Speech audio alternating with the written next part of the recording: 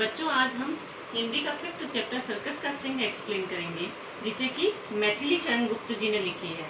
ये एक कविता है।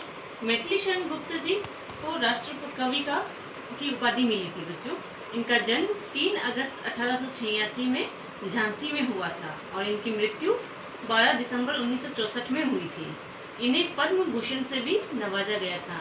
इस कविता के माध्यम से कवि बताते हैं कि हमें जानवरों को बंद करके या फिर उन्हें कैद करके नहीं रखना चाहिए। आज हमें भी एक कमरे में बंद कर दिया जाए तो हम भी खुश नहीं रहेंगे। हमें भी दूसरों के इशारों पे नाचना पसंद नहीं होता है। तो फिर सर्कस और में जब जानवरों को एक जगह इकट्ठा करके उन्हें जंगल से, उनके घर से हटाकर यहाँ पे कैद करके रख लिया जाता है सर्कस में, तो उन्हें भी अच्छा नहीं लगता है। तो बच्चों, शेर जंगल में ही शोभा देते हैं, वे वहीं अपना असली जीवन जीते हैं। हमें जंगल में छोड़ दिया जाए तो हम खुश रहेंगे? नहीं रहेंगे। तो उन्हें भी अगर हम जंगल से हटा दें तो वो भी खुश नहीं रहेंगे। हम जंगल में जाएंगे तो हम भी तो डर जाएंगे ना, इतने सारे जानवरों के बीच में। वैसे ही शेर भी यहाँ भीड़ में आके, मनुष्यों की भीड़ में आकर खुश नहीं रहेंगे। हमें हर समय किसी के आदेश के अनुसार रहना सहना पसंद नहीं होता है। उसी तरह जंगली जानवर भी किसी के इशारों पर उठना बैठना पसंद नहीं करते हैं। यदि करते हैं तो मजबूरी में, न कि खुशी से। तो बच्चों, इस कविता में कवि ने एक सर्कस का सीन दिखाया है, दृश्य दिखाया है और बताते हैं, होकर कौतूहल के बस में। कौतूहल मतलब जिज्ञासा, यानी कुछ जानने की इच्छा। गया एक दिन मैं सर्कस में। तो एक दिन कवि कहाँ गए? सर्कस में गए थे। उन्हें कुछ जानने की इच्छा थी। भय विस्मय के खेल अनोखे। वहाँ कुछ खेल डरावने भी थे, कुछ आश्चर्यजनक भी थे। विस्मय वाले यानी आश्चर्यजनक। देखे बहु व्यायाम अनोखे। बहु मतलब बहुत सारे, व्यायाम, वहाँ पे बहुत सारे व्यायाम भी देखे कवि ने। एक बड़ा सा बंदर आया। फिर क्या हुआ? एक बहुत बड़ा बंदर आया। उसने झटपट लैंप जलाया। उसने क्या किया? झटपट से लैंप जलाया। तो ये सब क्या होते हैं? ट्रेंड होते हैं। ये जानवर यहाँ पे जो रहते हैं उन्हें सिखाया जाता है बचपन से कि ये करना है, उन्हें ये खेल दिखाना है। तो वहाँ पे एक बंदर आया और उसने झटपट लैंप जलाया। डट कुर्सी पर पुस्तक खोली। फिर उसने क्या किया? कुर्सी पर बैठ गया और क्या किया? एक किताब खोली।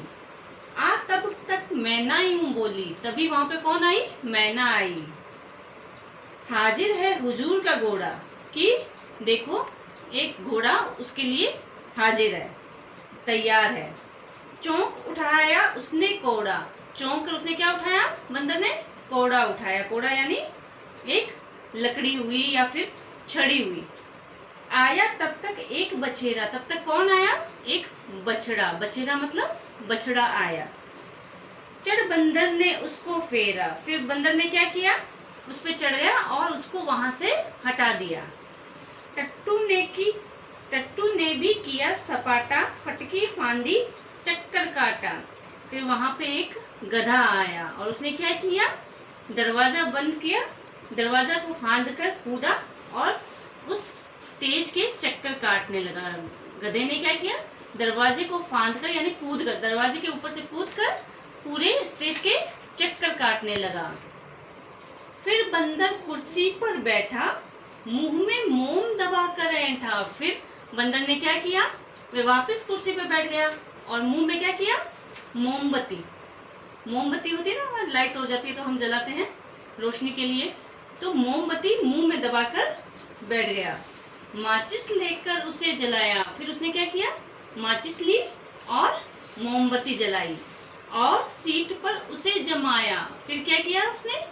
कि उस मोमबत्ती को अपने मुंह से कहाँ? सीट पर रख दी। ले उसकी अधजली सलाई। सलाई मतलब तीली, माचिस की तीली। उसकी आधी जली हुई तीली लेकर तोते ने तोप चलाई। तोते ने क्या किया? वो आधी जली हुई तीली तोप में डाल दी, तो तोप जला दी। एक मनुष्य अंत में आया। लास्ट में कौन आया?